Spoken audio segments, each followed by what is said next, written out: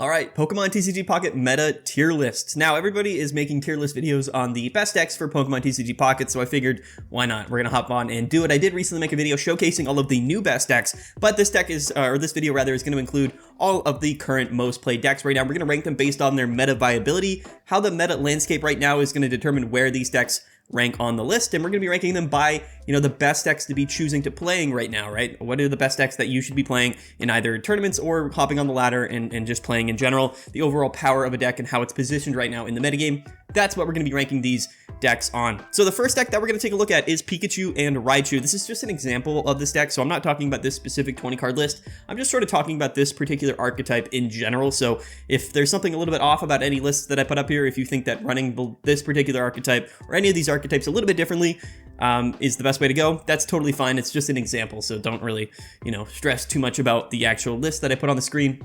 I just wanted to have an example shown up when we go to rank them. But yeah, let's start with Pikachu and Raichu. This is my favorite way to play Pikachu. Pikachu is on the up right now, and really that's because Gyarados has been super dominant. It's heavily considered to be the strongest card and the strongest deck in Pokemon TCG Pocket right now, and it is going to become probably the most played deck, if not the most played deck, probably top 2 or top 3. It's right up there with Mewtwo and Celebi right now. Those are kind of the most played. Celebi, we're going to be seeing a large decline in Celebi as the days and the weeks go on. I think Mewtwo will probably still float around the top. I do think Mewtwo is exceptionally strong, but right now we're talking about Pikachu and Raichu. This is sort of an upgraded list. Pikachu and Raichu was, in my opinion, the best way to play Pikachu in the last format, the Genetic Apex format, and we've actually seen some improvements to this deck list. So the list that I'm showing up here right now has 2 Raichu, 2 Pikachu, 2 of the new Electabuzz from Mythical Island, and 1 of the new Dedenne. We actually don't see a Zapdos in this list, and there is a pretty good reason for that. I don't actually think that Zapdos is really well positioned in the metagame right now, and I don't think that it's actually needed in Pikachu or Raichu. So we are running 2 of the new Pikachu cards, the new Circle Circuit, the small single prize Pikachu cards that came out in Mythical Island. I actually really like Pikachu, and here's why. This card can actually do 30 damage for only 1 energy on a basic Pokemon, and this is quite good. It does require that you have electric type Pokemon on your bench, similar to Pikachu EX, but that 10 damage hitting for weakness on a Magikarp sitting in the active spot is an option to KO it. Same with Dedenne. Dedenne's only doing 10 damage, but you flip a coin if heads, you can paralyze. So Dedenne in general is just a really good card. It fits the same niche that Pincurchin had last format, except now we only need to invest 1 energy to potentially have that 50% chance to paralyze our opponent, which can be the difference. It can be really strong. So there's a lot of different ways in which we can kind of take a KO turn 1 on an active Magikarp, or just do some chip damage to an active Starmie in the active spot. We're also running Giovanni, so there are scenarios where if we see a Staryu sitting in the active spot on turn 1, we can go ahead, we can Circle Circuit with Pikachu. That's going to be doing 30 damage, plus 20 with weakness, that's 50, plus 10 from Giovanni, that's potentially KO on a Staryu as well. But yeah, the good thing with Pikachu is that it's still probably the most consistent deck in the format. We have seen sort of a decline of tempo decks in this particular format right now. A lot of people are playing these setup and sweep decks, things like Gyarados, things like Mewtwo, Celebi, even Charizard, which has seen a little bit more of an incline. It's kind of just the way that people are playing decks right now, and Pikachu kind of still remains the most consistent tempo deck. The upside with playing Raichu with Pikachu is a lot of flexibility. It is sort of a setup and sweep deck with Raichu being able to do 140 damage. We discard all the energies from Raichu, but it does give us that option to take a big KO on things like a Mewtwo EX, other Pikachus, Zapdos, Moltres, Articuno, Celebi. There's a lot of cards that just get one-shotted by Raichu with that 140 damage. Plus Giovanni, that's 150, so we do have some flexibility there. Now, the upside with this Pikachu list is that we're flexible, right? We have Pikachu, which is one of the most consistent attackers in the game. We can 2-hit KO Gyarados pretty effectively, but we also have Raichu to 1-hit KO Pokemon, and we have Dedenne to stall for a turn if we need to do that chip damage, but we also have the new Electabuzz, and Electabuzz does work with Lieutenant Surge, so it does make a lot of sense to run the 2 Electabuzz along with the 2 Raichu, because we can Surge and accelerate, then move those energies up to the active Electabuzz or Raichu, both with Lieutenant Surge. They both work, and Thunder Spear on Electabuzz is really good. It's 40 damage to one of your opponent's Pokemon. What we've seen a lot is people playing Zebstrika Pikachu to counter Gyarados, just for the ability to kind of poke that Magikarp on the bench and take those KOs, but Electabuzz does the same thing. It's a basic Pokemon instead of a stage 1 like Zebstrika is. It takes 2 energies instead of 1 energy, but we do have Surge to make it a little bit easier to get those energies onto Electabuzz. Another big upside with this deck is that all of the Pokemon have a retreat cost of 1, so we don't have to play things like Leaf in the deck. We can just play X speeds, and this opens up a lot more room. As we can see, we're playing 2 Sabrina and 1 Giovanni, Giovanni. The Sabrina is also really good in the Gyarados matchup. Even if we're just committing energies to an active Pikachu EX, and then we just start attacking right on turn 2, turn 3, we can Sabrina up a Magikarp or Gyarados, whatever is on our opponent's bench, and take some KOs. So I do think Pikachu is really well positioned against Gyarados, which will, I think, emerge as one of the most played decks right now. It still has a decent matchup against Mewtwo. Again, with Raichu, it gives the deck a little bit more flexibility, but the pacing oftentimes is a lot better with Pikachu than other decks, which, again, does help against Mewtwo. Mewtwo has gotten a lot more consistent. We'll talk about it in a little bit, but overall, yeah, I mean, I think that Pikachu is going to emerge as a top-tier deck. So what I'm going to do is I'm actually going to put Pikachu in the S tier right now to play, just because, again, Gyarados is emerging as probably the strongest, most popular deck, along with Mewtwo. Pikachu and Raichu, I think, has the most balanced matchup spread out of any Pikachu deck, while also still having a really strong matchup against Gyarados. All right, next deck to take a look at is going to be Arcanine, and this is the new version of Arcanine with Mew EX. This is, again, kind of similar to Pikachu in the fact that it's really one of the only tempo decks in the format right now.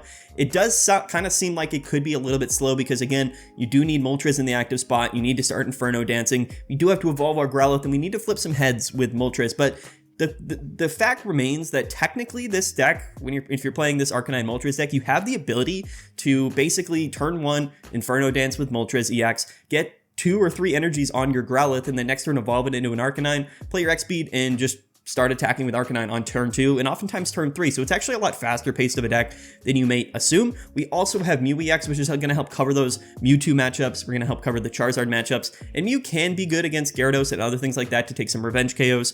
And since we're going to be accelerating energies with Inferno Dance, we have basically the time in the room to attach manually to our Mew EX as our backup attacker. But I do like Arcanine. I think that it's a really competitive deck right now. I don't think Fire is necessarily super well positioned in the fact that Celebi is going to be on the decline and Gyarados is on the incline. So this doesn't have like a tremendous Gyarados matchup by any stretch of the imagination. You are weak to water on the Arcanine, and Moltres has 140 HP. So everything in your deck is just getting absolutely one hit KO'd by Gyarados.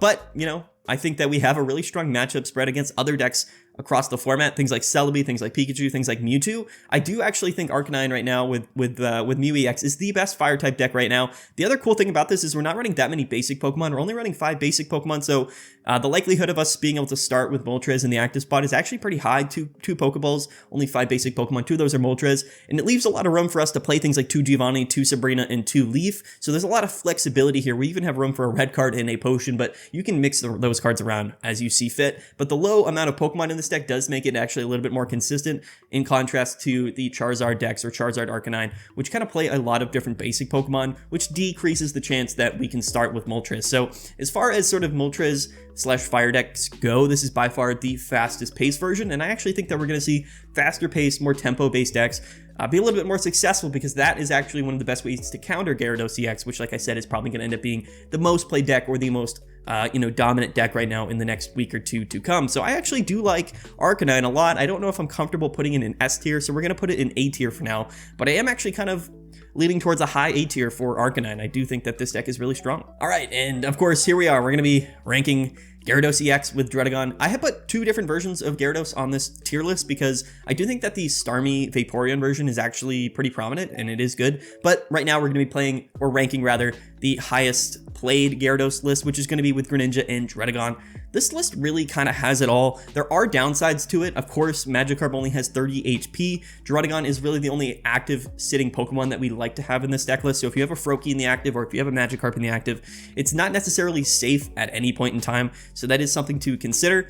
Misty's also flips tails more than it flips heads, it seems. So that is a bit of an inconsistent card here. But the thing is with Gyarados is it's just got everything you need in a Pokemon. 180 HP is crazy. You're safe from getting KO'd from basically everything right now in the format. And we do 140 damage for 4 energies. And the effect on that Rampaging Whirlpool effect, that attack, is actually not even that bad of an effect. Like, you would think that this attack had like a pretty significant drawback, but it just doesn't. In fact, sometimes that effect works in your favor and you discard an energy from your opponent's Pokemon. Gyarados is just so good. I mean, there's really not a lot of things that can stand up to it. If you get your Gyarados set up early, or if you get your Greninja set up early, there's a lot of pressure that you can put on your opponent with Druddigon and Greninja. This deck really just has a lot going for it. It's not super flexible. The playstyle is fairly linear with Gyarados, And I do just want to mention that if you're playing this list, try to play exclusively water energies. I know some people were commenting in the videos, you know, are you also playing fire energy with water in this deck? I would not. I would just do straight water energy. That way, you know, the focal point of the deck being Gyarados, we can set that up most consistently. So I would just play water in this list. Yes, we're not going to be able to attack with Druddigon, but you really should never be investing your energies in Druddigon either. If you want a secondary attacker in this list, just attack with Greninja. However, one of the things I would recommend with Gyarados is actually just a purely only attach your energies to Gyarados, because that is going to increase the odds of when you attack with Rampaging Whirlpool that you're actually discarding an energy from your opponent's Pokemon, right? The less amount of Pokemon with energies onto it on your side of the board is going to increase the odds that you're discarding an energy from your opponent's Pokemon, right? So that's sort of how I think playing Gyarados EX should be played. But yeah, this deck is just so strong. It's hard for me to not put this deck in S tier. Again, it's going to see a super big rise in popularity. It already has, but I think that in the next week or so, it's going to settle very comfortably in the top 3 most played decks. And it has a good matchup against Mewtwo. It has a good matchup against the Golem decks. It's got a good matchup against Celebi and really any other deck in the format that's not either an Electric Pikachu type deck or maybe even Charizard. It kind of can struggle with as well. But yeah, Gyarados, it is what it is. We all know about Gyarados. I'm going to put this deck in S tier comfortably. Unless the meta shifts to be like an absolute anti-meta against Gyarados, I still think that it's worth playing in the S tier slot. It just has the potential to win no matter what, just off of sheer strength alone. All right, next we're going to rank the Mewtwo EX deck, the upgraded Mewtwo EX deck. And I haven't actually covered this particular archetype much since this format came out. I think most people realized that Mewtwo would be a lot better once they saw Mew EX, but then Mythical Slab was also released in Mythical Island, and it just made the deck so much more consistent. Mewtwo is already one of the strongest decks in Genetic Apex, and there's no reason for you not to think that Mewtwo is also a really strong deck in this format. It just got upgraded in every way possible. Mythical Slab allows us to draw cards and find our Psychic Pokemon a little bit quicker, and that's not just basic Psychic Pokemon, that's Evolution Psychic Pokemon as well. We can find our Curlias and our Gardevoirs with this list. We're not too heavily populated by Pokemon. It's still kind of the basic bread and butter Mewtwo package, except now we just have a Mew EX, which is going to help us in some matchups, although, you know, if Charizard isn't necessarily super popular, Mew is not going to be doing a ton, but it is an option. It can be really clutch in just a variety of scenarios. But yeah, the deck is just more consistent than ever before. 150 damage is 150 damage, and Mewtwo EX with 150 HP is still getting safe. It's safe from being KO'd by a lot of Pokemon in the format. I do think that's why we're running Raichu and Pikachu. You know, we're still safe from a Gyarados. We're safe from a lot of things. So Mewtwo has a lot going for it, and I think that if the deck didn't have Mythical Slab, if it didn't have Mew, I probably wouldn't keep it as a top tier deck right now in the format, but it did just get that much better as sort of the power increased in general over the format. Mewtwo got better with Mythical Slab and Mew, and yeah, I just think that its matchup spreads, its consistency, and its actual pace, which has increased again due to Mythical Slab, makes this deck a lot better. Leaf also improves this deck list, allowing you to retreat out with your Gardevoir and your Mew EX a little bit more consistently, which I do think is really good. So yeah, I mean, Mewtwo is the most played deck right now in the format. It can struggle against certain things, but it's just so strong, and it's kind of just like the default, you know, top deck right now. It's definitely the most played deck, and I do still feel comfortable kind of putting it in the S tier slot. At the end of this tier list, we're going to kind of put these in order, I think. But for now, yeah, I still think that Mewtwo EX deserves to be in the S tier slot. I think that these are kind of the 3 top decks, at least, in the format right now. All right, now we're going to take a look at the next Pikachu deck, which is actually, I think, the most played version of Pikachu EX, which is with Zebstrika. We'll kind of see how the format shifts. I do expect Zebstrika to actually be the most played version of Pikachu because it does have the most apparent best matchup spread against Gyarados. Zebstrika with Thunder Spear allows you to kind of KO and do some chip damage to Gyarados or KO Magikarps on the bench. We still have Pikachu, we still have Zapdos, and we have the new Dedenne. So no, we're not running the Surge package, but when you're not running Pikachu and Raichu with Electabuzz and Surge, that opens up this deck to have a lot more room to play a lot of different fill-in cards, which can be really useful. As we see here, 2 Giovannis, we have Sabrina. This list is playing 2 potions, which I think is interesting, but I think I would rather play a second Sabrina because Sabrina in general is also really good in the Gyarados matchup. It gives you that extra flexibility, whereas if we're not being able to snipe with Zebstrika, we can just attack with Zapdos, Dedenne, or Pikachu and play the Sabrina on turn 1 or turn 2, which is going to allow us to bring up that Magikarp and KO it. But yeah, that's again, I'm going to focus a lot on talking about Pikachu versus Gyarados because I think that's, you know, kind of one of the significant reasons to play Pikachu right now.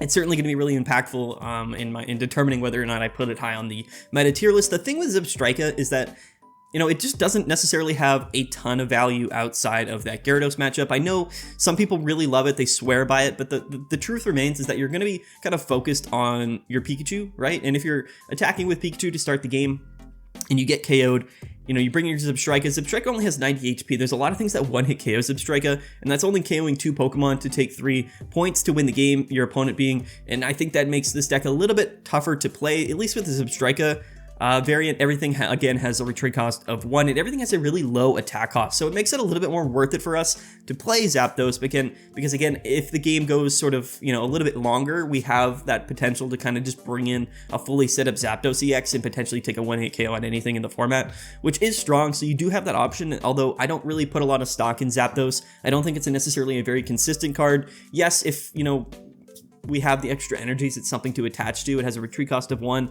It can do 200 damage, but overall, I'm not super high on Zapdos. I just don't think this deck has as much flexibility or, you know, as good of a detailed matchup spread across the board as the Raichu deck does, although it does probably have a little bit more consistent matchup against Gyarados. I think against everything else in the format, we're kind of lacking a little bit here. We're really kind of relying on that bench snipe ability for the decks that, you know, kind of suffer from it. And then we're also just kind of really reliant on the consistent tempo damage that Pikachu provides in this list. And again, Zapdos isn't the most consistent card known to man either. So yeah, I mean, I think Zebstrika is really good. It does have, I think, probably the best matchup right now against Gyarados. But other than that, I think that we're kind of trading, you know, that Gyarados, you know, improved matchup against Gyarados for a kind of a lesser quality matchup across the board and across all the other top decks in the format right now. So, you know, I'm actually going to put Pikachu and Zebstrika in the A tier for now. I would put Pikachu and Raichu as the #1 Pikachu deck to play. And I'm not really comfortable putting Pikachu and Zebstrika in S tier just because I think that you're going to need a detailed matchup spread. I think as time goes on, things are going to kind of equilibrate, if that's even the term. And I think that the sort of the top 3 or 4 decks are going to be a little bit more evenly spread, and you're going to have to be able to take wins against decks that aren't just Gyarados to justify playing Pikachu. So yeah, that's where we're going to put Pikachu Zebstrika right in the A tier. Okay, next up, let's take a look at some Celebi decks. This one is going to be Celebi with Exeggutor. Now, I do think that this is the best way to play Celebi right now in terms of a deck that is, you know, a little bit more focused around Celebi EX. I'm actually getting to, yeah, so this is on the, this is on my tier list as just Exeggutor with Exeggutor, because this is playing all the different versions of Exeggutor. In fact, this is actually, yeah, okay, so this isn't the Celebi version. Okay, sorry, I was a little bit confused there, but this is really just an Exeggutor deck with Celebi and Mew thrown in here with also a Chatot. But I actually really think that Exeggutor is pretty well positioned right now. I think that it has a good, consistent matchup spread against things like Gyarados with the new Exeggutor. That Psychic attack has the potential to one-hit KO a Gyarados. Yes, you're going to have to put 4 energies onto it because we're not running the Jungle Totem Serperior. However, you got to understand that, you know, we can just get an Exeggutor EX in the active spot. It only takes 1 energy, so we can kind of buy our time with Erica's and the absolute bulk of Exeggutor EX to just kind of consistently set up this second Exeggutor, the one with from Mythical Island here, with 4 energies. And then, you know, if our active Exeggutor gets KO'd, then we can kind of just bring this up and one-hit KO a lot of Pokemon in the format, not just Gyarados. You got to understand, it's 80 damage plus 20 more for each energy attached to your opponent's active Pokemon. The math kind of just works out, right? Pikachu with 2 energies, yes, we're doing 120 damage. Mewtwo, yep, we're getting the KO. Basically every EX Pokemon in the game, the math kind of works out. It really does. I mean, Starmie, Articuno, Zapdos, if it's got 3 energies, Arcanine, Charizard, Mewtwo. I mean, this Exeggutor, if it gets set up, literally one-hit KOs anything in the format right now. The math just works out like that. It's an extremely strong card. 4 energies is a little bit steep. And like I said, typically you'd have to run the Jungle Totem Serperior just so that we can use this attack for only 2 energies. But when you're focusing on the Exeggutor EX in the active spot, we have a lot more time. It's really more of a setup and sweep deck than it is sort of a more of a tempo based deck, which is why 1 Celebi and 1 Mew EX with Chatot to kind of, you know, fill in the gaps perhaps where, you know, we don't necessarily have all of the options available to us. But Chatot is interesting. This list actually I like quite a bit. The 1 Celebi is also a little bit strange. The times where we would choose to attach our energies to Celebi and not Exeggutor kind of comes down to probably if we're starting the game, right? You got to understand that Execute as a card is very weak. It's only got 50 HP. So Celebi as sort of a frontline Pokemon isn't necessarily that bad. It's got 130 HP and it's a basic Pokemon. And on turn 2, we can just start hitting and flipping 2 coins, potentially doing 100 damage on turn 2, which is really strong. Actually has the potential to KO a lot of basic Pokemon in the game right now. I do like Exeggutor. I don't know if I would put it super high up on the list, but in terms of grass type decks, I would actually put it considerably high. I'm kind of debating putting it in A tier. We'll have to see. I don't know. It's still a little bit less consistent. I do think Exeggutor decks are quite good right now. I'm going to put Exeggutor in the B tier for now. But once we see the other Celebi decks, I'll kind of make my determination. We'll kind of figure out exactly where we want to put it. But yeah, for now, let's put it in the B tier. All right, now let's rank Golem. So Golem has had a very surprising last few days. I think that a lot of people saw it win the big Ursa Days 1500 player tournament, and people were really excited about Golem, and it is a really good deck. But I think that it'll be smart for us not to, overrate this deck based off of its recent success and the fact that it did win a massive online tournament. You got to understand that even decks that aren't considered top tier decks do have the potential to win even the largest of tournaments. However, I do think that Golem is a really strong deck. I think that most Druddigon decks have a big advantage, and probably the biggest advantage rather of Golem is that we're not getting one hit KO'd, right? So it's sort of a setup and sweep deck, but it's a little bit more flexible than that because we do have Hitmonlee with Stretch Kick. This can put a lot of pressure on in the early turns. You can use this on your first turn going second. We can start poking bench Pokemon. We can one hit KO Magikarps. We can do a lot of things with Hitmonlee and put a lot of pressure on, or we can kind of just park a Druddigon on the active spot, do some chip damage, stall out for a little bit. If our Hitmonlee or a Druddigon on the active spot gets KO'd, we can bring in our Marshadow to take a revenge KO. And then even if Marshadow gets KO'd after that, we still have another turn because this deck, and one of the big upsides for this deck, and probably one of the big upsides of decks that people are probably sleeping on right now, is that this is all single prize Pokemon. None of these Pokemon give your opponent 2 points if they get KO'd, which means our opponent has to take 3 KOs, which again is, I think, where Marshadow really shines. Marshadow can be really good and for only 2 energies can kind of revenge KO and take some points, but the thing is you have 80 HP, so unless you're kind of winning the game, it's probably going to get KO'd afterwards. So you don't really want to play Marshadow in decks that play EX Pokemon, because Marshadow is sort of that mid-game extra Pokemon where you're going to kind of take an extra KO and maybe take your first or second prize, but then you still haven't won the game yet, which is why we only want to play it with single prize Pokemon, and which is why I think it fits really well with Golem. Like I said, you can kind of go in with Hitmonlee or Druddigon. Once they get KO'd, you bring in your Marshadow, you take a KO, and then even if your Marshadow gets KO'd, at this point, hopefully we're almost able to set up our Golem. The other flexible aspect of this deck is that we don't need 4 energies on Golem when we bring it in to the active spot to start using it. We only need 2 energies because we do have 2 copies of Brock in the deck. Brock is actually really underrated. It's a big reason why I think Golem is really good. It even allows us to set up a second Golem sometimes, which can be really strong if we're drawing really well. We can just, use Brock a couple times if we draw into it. And it's just a really good card to make this deck a little bit faster paced. We do have a Giovanni here to bring that 120 damage from guard press up to 130. That's a pretty good number. It allows us to KO Celebi and other EX Pokemon, Mew-EX, things like that in the format. But 160 HP is really, really high. That's more than most EX Pokemon right now in the game. That's more than Mewtwo. It's as much as Exeggutor, honestly. But we also have the effect from guard press, which makes it so we take 30 less damage from attacks. This can be really, really detrimental for your opponent in some matchups. Once you start attacking with Golem, it's actually really even hard sometimes to 2-hit KO this thing because we are also running a potion in the deck. But yeah, I do think Golem's really good. I'm kind of debating whether to put Golem in the S tier. I think it's right outside that range of the big 3 decks right now, being Pikachu, Gyarados, and Mewtwo. So I kind of want to put it in S tier as sort of this niche pick, but that kind of goes against the definition of S tier. I don't know if Golem's ever going to be a top 3 most played deck in the format, and it is still sort of an anti-meta pick, but I think as far as single prize archetypes go, it's the best deck, and I think it has a lot of potential. It's interesting to me. I think, oh man, where do I want to put Golem? Again, I'm kind of thinking of the overall metagame right now. And you know what? I do actually think I'm going to put Golem in the S tier. This could change, but Golem, I think, is an S tier deck in my opinion. I'm confident that the way the meta is right now, Golem actually has an extremely good matchup because it's good against Gyarados, but the thing is, it's also really good against Pikachu EX, right? And Pikachu EX is going to rise in popularity as Gyarados has effectively started to dominate. And I think that Golem actually does really well in both of those matchups, even though it can struggle against a Mewtwo EX deck, for example. But yeah, so I actually think Golem's well positioned. I think Fighting type as a typing is really well positioned right now. It's good against Scolipede as well. It can be good against Arcanine as well. So I don't know. I think Pikachu is going to rise in popularity, and I think that Gyarados will also rise in popularity. And I think that Mewtwo and other decks are going to kind of fall a little bit. So yeah, I'm actually comfortable putting Golem in the S tier slot. That might sound a little bit crazy, but yeah, 4 decks in S tier. But I think these are probably by far the 4 most prominent and most powerful position decks right now in the format.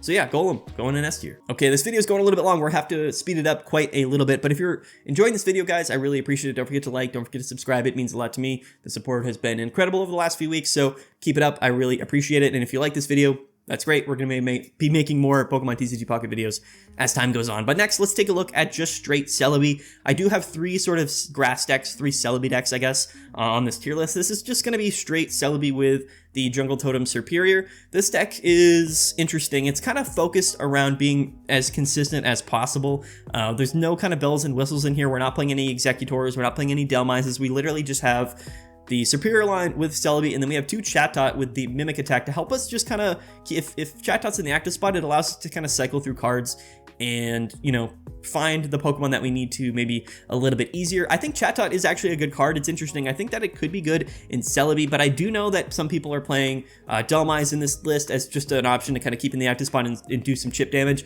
as time goes on. Dhelmise can be really strong if Serperior gets set up. However, in general, it's a little bit more of a weaker option. It also has a retreat cost of 2, which is a bit of a downside for a Pokemon you want to keep into the active spot. Erika's does work with it. It has 100 HP, so it can be good. I know some people are playing Caterpie for the Find a Friend ability, which, again, isn't a bad option. So it's interesting to me. I think you have, you know, your, those are the 3 to kind of pick from, right? In this straight Celebi deck, you can play, you know, Dhelmise, you can play Chatot, you could play Caterpie. I think all of those have good reasons to play all of those sort of supporting Pokemon to go with Celebi and Serperior, but, yeah, the thing with Celebi is that it has the potential to just go crazy. Like it does, right? The problem is it's susceptible to being revenged KO. There's a lot of Pokemon in the game that you can kind of set up on your bench, and then Celebi comes in, takes a KO, you can bring it in, take a KO.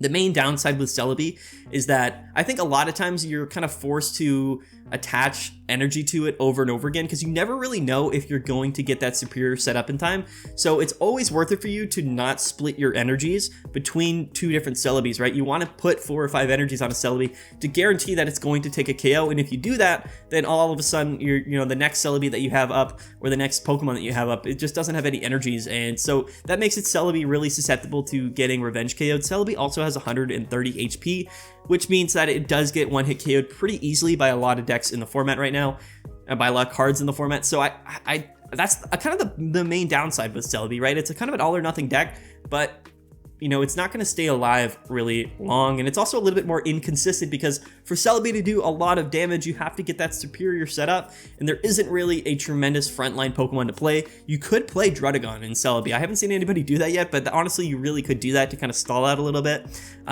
Similarly to Mewtwo, you're relying on a stage 2 Pokemon to get set up to kind of have your deck function properly. The thing is, we're missing things like a Mew EX that we can throw in the deck. We're missing things like a Mythical Slab to make the deck a little bit more consistent, and for that reason, I just don't think Celebi is really as good as people, you know, initially thought it would be. So that's kind of why I don't really want to put Celebi super high on the list. I do want to put at least one version of Celebi in A tier, like the bottom of A tier. That's sort of my plan here, but I don't think that this is the version that I'm going to put. So I'm going to put this Celebi deck also in the B tier. I just think that everything that's going to be an A tier will be more worthwhile for you to play than Celebi. Some people might disagree with that. Some people really think Celebi is extremely good, and it can be. But again, when we're taking a look at, you know, the best decks in the format right now, we're kind of just limited in terms of you know, the matchups that Celebi, you know, does extremely well in. So yeah, there we go. B tier for this Celebi deck. Okay, so here next we're going to be taking a look at the Celebi deck with Exeggutor, and this, in my opinion, is the best version of Celebi. I think, again, one of the big big downsides with Celebi is that it doesn't have a great frontline Pokemon to kind of keep in play while we're sort of setting up our Celebi with energies and while we're kind of looking to evolve our Serperior. And to me, the best option for this, the best way to make this deck kind of flow and function properly, is to play it with Exeggutor EX. Exeggutor EX is really tanky with Erika's and 160 HP and attack cost of only 1. If we get our Exeggutor EX in the active spot, we get an energy attached to it, and we start just using Tropical Swing over and over again, the likelihood that we actually eventually take a KO before our opponent KOs us is pretty high. And even if it's a scenario where it takes pretty long, we have Erika's to keep Exeggutor alive for a long time, and by that time, hopefully Celebi X is fully set up with energies to take a last KO to win the game. That's sort of how this deck works, although again, a lot of evolution Pokemon here, a lot of different things going on. In fact, we only have room for 8 trainer Pokemon, and we have our trainer cards, and we have 12 Pokemon in the deck, so it's very Pokemon heavy. No extra way to draw into our Pokemon either. It's just sort of, we're kind of just going in straight up, just hoping that we draw in all these Pokemon that we need to. The only starting Pokemon here in our deck are Exeggcute, Snivy, and Celebi. So again, it's just a little bit more inconsistent. I think that Exeggutor is really good, but the thing is, it doesn't benefit from Serperior. Only Celebi benefits from Serperior, and it's just a lot of Pokemon to run into the deck. So I think that this deck I'm going to put at the top of all of the other Celebi lists. I think I'm going to put this one in A tier, and that's mainly just because I think that the upside for this deck is higher than all the others. Like, if things go well for you, this deck is positioned to do better than the other Celebi decks. The thing is, all of these Celebi decks are just a little bit more inconsistent, and I think you trade a little bit of that consistency in terms of how the deck flows for the proper kind of gameplay loop or gameplay strategy of Exeggutor EX. So you don't have everything all at once with Celebi, right? You're very kind of picking and choosing what the strengths and weaknesses are with Celebi, but I do feel comfortable putting this in A tier. I'll probably put it mid to bottom of A tier, but yeah, I do think that this is the best way to play Celebi EX right now. All right, and I had to include it. It's Articuno with Starmie. Now, this is really just Articuno decks in general. You could play straight Articuno with Greninja. You could play Articuno and Staryu, or Articuno and Starmie without Greninja, or as we see here, Articuno, Starmie, and Greninja. These are just Articuno decks, and I actually don't think that Articuno is super terrible right now. No one is really playing it because Gyarados is the hottest thing. There's a lot of other water type cards that people are probably a little more interested to play, but in terms of aggro potential decks and tempo decks go, Articuno isn't a terrible choice. The upside with Articuno and Starmie is that it has the potential to just go crazy on turn 1, as we all know. So it has this aggro deck flex ability to it, but as a tempo deck, as sort of a mid-game deck, it really is pretty underwhelming. Starmie and Greninja and Articuno, they can't add up to a lot of damage, right? The chip damage from Water Shuriken with the 80 damage from Blizzard, there's a lot of bench damage possibly going around, a little bit of flexibility there. However, like I said, it's just a deck that has the potential to be really fast-paced, but when it's not super fast-paced, it just kind of falls to the wayside a little bit. It gets overshadowed by things like Pikachu or even Celebi and a lot of other decks in the format right now. So I don't think Articuno is terrible. I just don't really see a big advantage to play this deck, especially when Pikachu is going to be on the rise right now, and especially in a scenario where this deck doesn't do very well against other setup and sweep decks like Mewtwo, like Gyarados. So yeah, just because Articuno has the potential to be the most effective aggro deck and fastest pace deck in the game right now with Misties and Blizzard and being a basic Pokemon, I'm going to put it in B tier. I'll probably put it at the bottom of B tier. I don't think it's terrible. Like, I do think you can win plenty of games with Articuno still. I just don't know if there's really a great reason to play Articuno right now compared to other decks. Okay, so yes, this is going to be the Mew EX deck. This is the Hoogland deck. So shout out to him. This is actually a list that I like quite a bit. It's a little bit middling in terms of, what it's trying to do. It's an anti-meta deck here. It's a kind of an aggro deck as well. We have Farfetch'd, we have Stretch Kick. Again, Hitmonlee is going to be really good in that Gyarados matchup, but we also have Hitmonlee and Marshadow, which is going to be good in the Pikachu matchup. Tauros is a really flexible attacking option for 3 colorless energy. We can KO a lot of Pokemon in the format right now with the extra chip damage from either Giovanni adding 10 damage to it, or just, the fact that we can start attacking from turn 1, doing 40 damage every turn with Farfetch'd. Farfetch'd is just a really underrated card. It didn't actually shine as much last format as I thought it would. I just think in terms of aggro cards, Farfetch'd is one of the best. For a basic Pokemon doing 40 damage on turn 1, I think is actually probably the most out of any Pokemon in the game. I don't know any other Pokemon that can consistently do at least 40 damage that easily.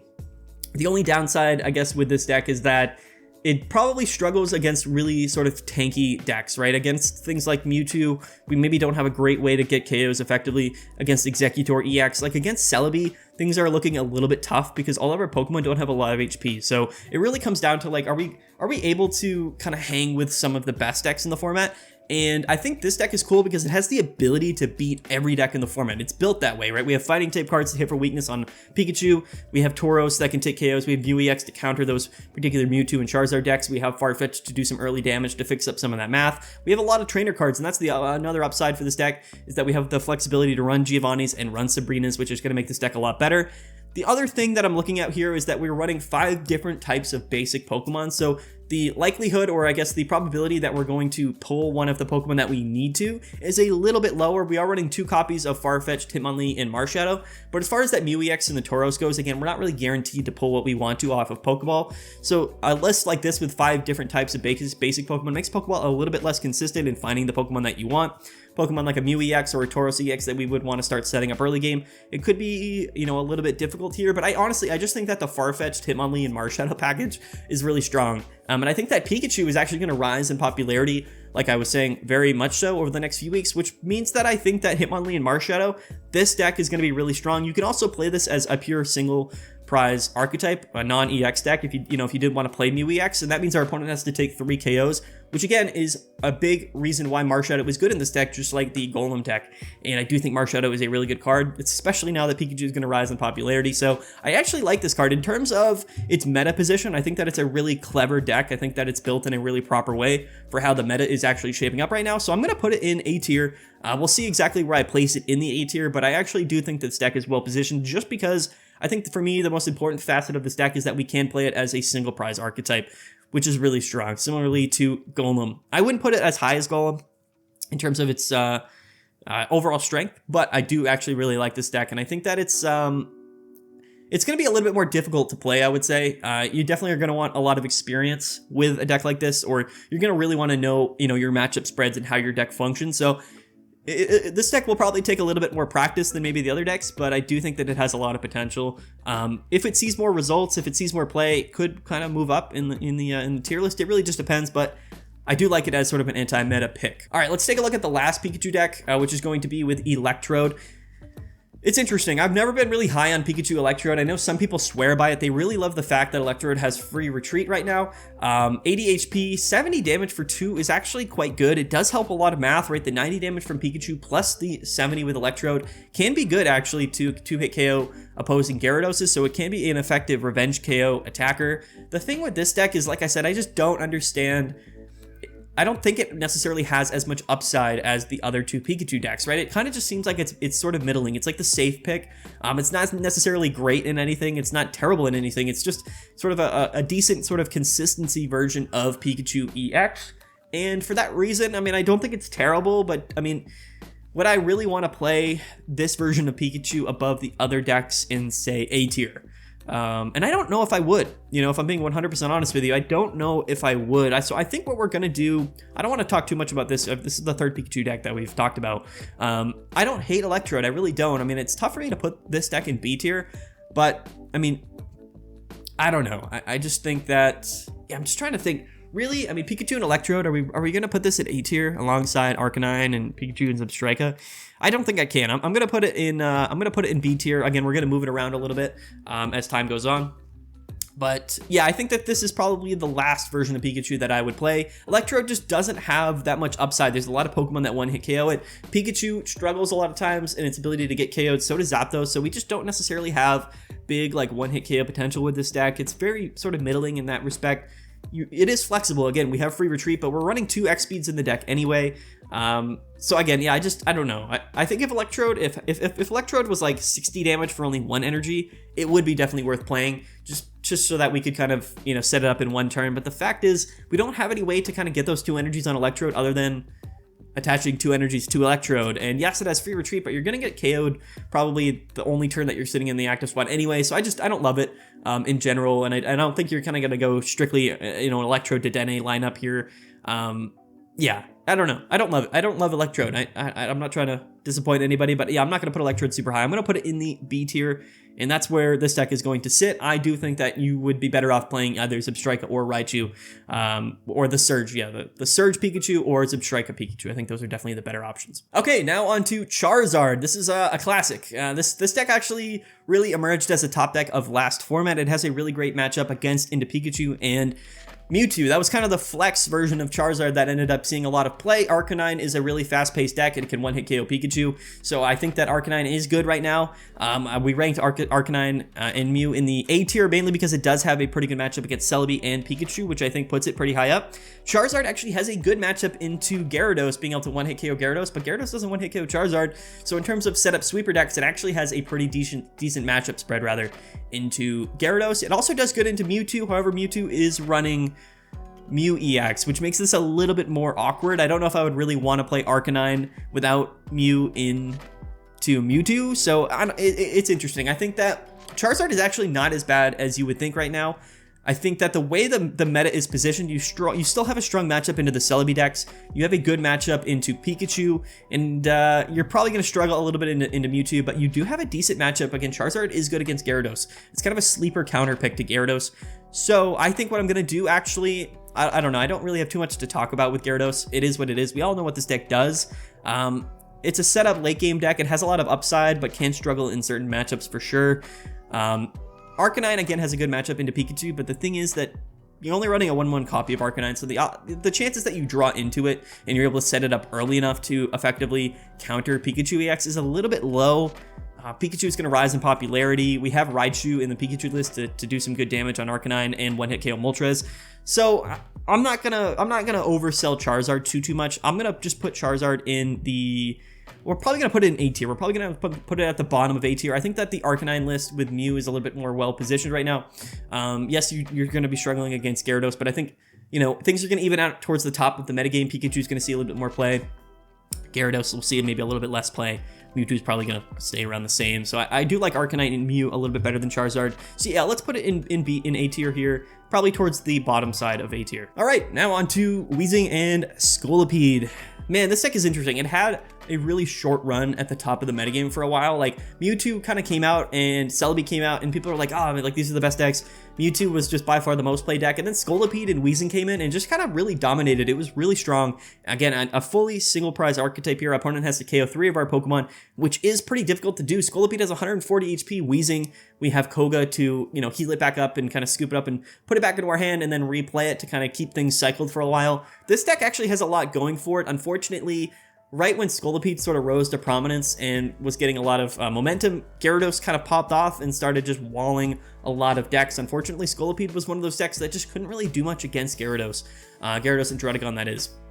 And it makes things a little bit awkward for Scolipede. However, I do think that the matchup spread across the board against things like Pikachu, against Mewtwo, against Arcanine, things like that, it's actually really good. I think that the matchup spread with this deck is better than people give it credit for.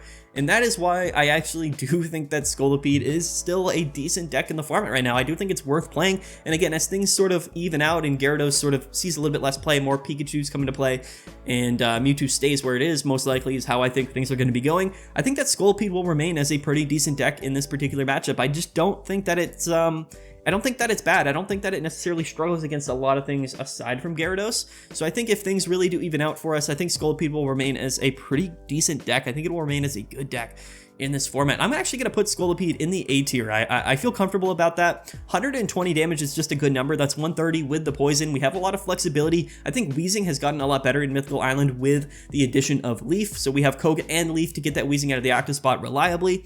We also have a pretty decent line of attacking options going first, right? If we start with Venipede in the active spot on our second turn going first, we can evolve into Whirlipede, do 20 damage and poison, which actually, can be really effective, right? We have the ability to attack on our second turn going first with Whirlipede, which is actually really good. We also have Tauros as a backup option.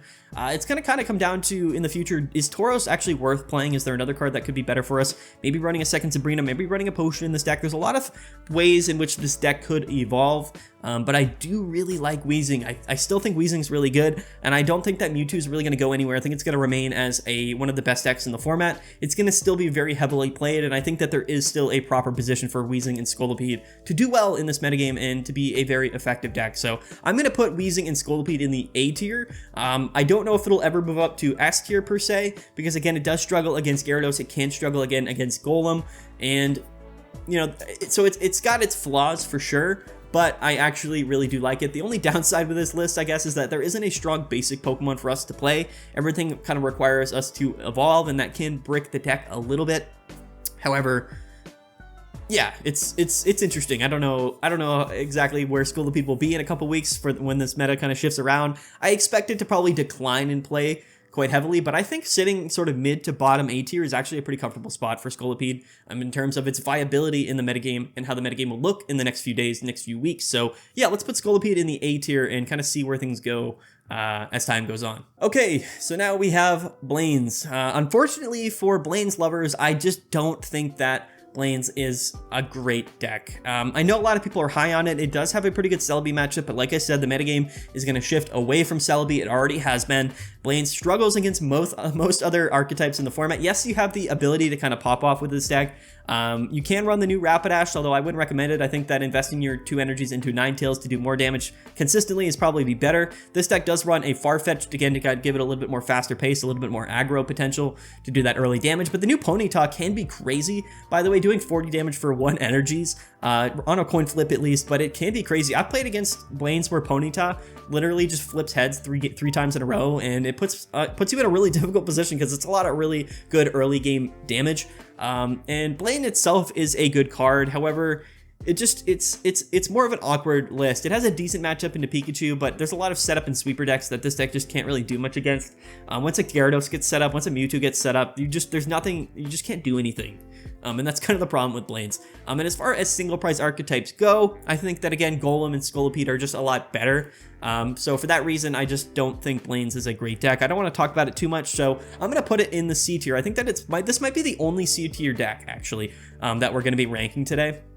I know people love Blane's. I don't think that there's really a great reason to play this deck above really any of the other decks that we've talked about today. So yeah, good against Celebi, but just not good enough against the other matchups across the format. Okay, now we're gonna include the Mew EX with Greninja deck. This is an interesting one. Again, it's sort of similar to the Hoogland deck with Mew and Farfetch'd, except now instead of the sort of Marsh Shadow Hitmonlee package, we're running Greninja with Druddigon. Again, kind of a stall deck. The way this deck works is very similar to the other Druddigon Greninja decks like Gyarados, like Golem. Well, Golem doesn't necessarily run Greninja, but similarly to those decks, the strategy here is we want to get Druddigon in the active spot and kind of stall, start tanking, and then we bench our Mew and our Tauros. We start setting those up with energies to take KOs on whatever the Pokemon that we're going up against is, and then we have our Greninja that we don't necessarily need to commit energies to, but we can start attaching energies to attack if we need to. But basically, we want to evolve this up, start putting on some pressure with Water Shuriken. The Water Shuriken Rough Skin combination can be really good in general. It just helps fix the math a lot of times, where Tauros is hitting for 120 against EX Pokemon. Mew helps kind of cover the matchups against things like a Golem or a Scolipede. Excuse me, decks that aren't running EX Pokemon. But yeah, overall, it's interesting. I mean, we are running 1 copies of Misty in the deck, so it is fun, right? It's a deck that can attack with Druddigon as well. You could run Water and Fire in this deck. In fact, I think you probably would. I don't know. It's kind of a meme deck. Like this is a deck that can win, right? It's one of those really kind of clever, kind of niche decks that has the potential to just win, but it doesn't necessarily have like a super high upside, whereas a lot of the top decks have really high upsides in terms of things that they do better than any other deck. This deck is just sort of like, hey, look, like this works somehow, and it works pretty decent, and it's fun. You know, it's one of those types of decks. I don't think that it's necessarily a top meta contender, but it could be pretty fun to play. And like I said, it has a pretty decent strategy to it. I don't think, like, if you're going to be running the Greninja Druddigon package, like, you probably would rather just run Golem on top of those cards instead of like a Mew EX with Tauros. It's fun. It's kind of a cute deck, but I just don't believe that it's anything super contentious in the top tier of decks. So I'm going to go ahead. I'm going to put it in B tier. I just don't... all of the decks above it on the tier list I would play above this particular list, but I do think it's fun. I do think it's cool, so that's something to keep in mind. Okay, so next up we have Pidgeot. And yeah, okay, this is tough. People love Pidgeot. People really enjoy playing Pidgeot. It's one of those things where in my last video I showcased it, but I kind of talked down on Pidgeot for just a few minutes, and I do feel a little bit bad about doing that.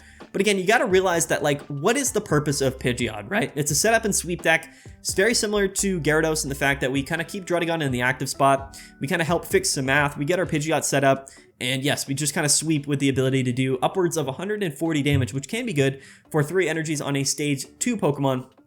However, the thing is with Gyarados is we have more HP, we do more consistent damage with 140 damage every turn for 4 energies, which isn't a big deal because we're actually a stage 1 Pokemon instead of a stage 2 Pokemon. Both Pidgeot and Gyarados are weak to water, so I drew the comparison between Pidgeot and Gyarados because they are very similar and the decks function in a very similar way. People have been playing Pidgeot a number of different ways, which is kind of the upside with Pidgeot is you have a lot more flexibility with it than you maybe do with Gyarados. You can run Pidgeot in really any deck just because it takes colorless energy, which is an upside to Pidgeot, but again, it doesn't necessarily matter. You're still weak to electric. You're still struggling against Pikachu. This deck just doesn't have any upside or more upside than Gyarados. There's just no reason to play Pidgeot other than Gyarados unless something comes out. There could be like a fighting type Pidgeot deck that comes out, or even, you know, maybe like a fire type Pidgeot deck that comes out, which could make Pidgeot more worth playing. But right now, in the way that at least the way that we know how to play Pidgeot, or the way that we've agreed is the best way to play Pidgeot in a vacuum, doesn't give it any reason to play it above Gyarados. It can be really fun and it can be good. It can win you games. But like I said, if we're talking about, you know, choosing a deck that is the most viable in the format right now, I just don't feel comfortable putting Pidgeot anywhere significantly high on this list. I could honestly, I kind of want to put it in C tier, but it is better than Blane, so I don't really necessarily want to put it in C tier.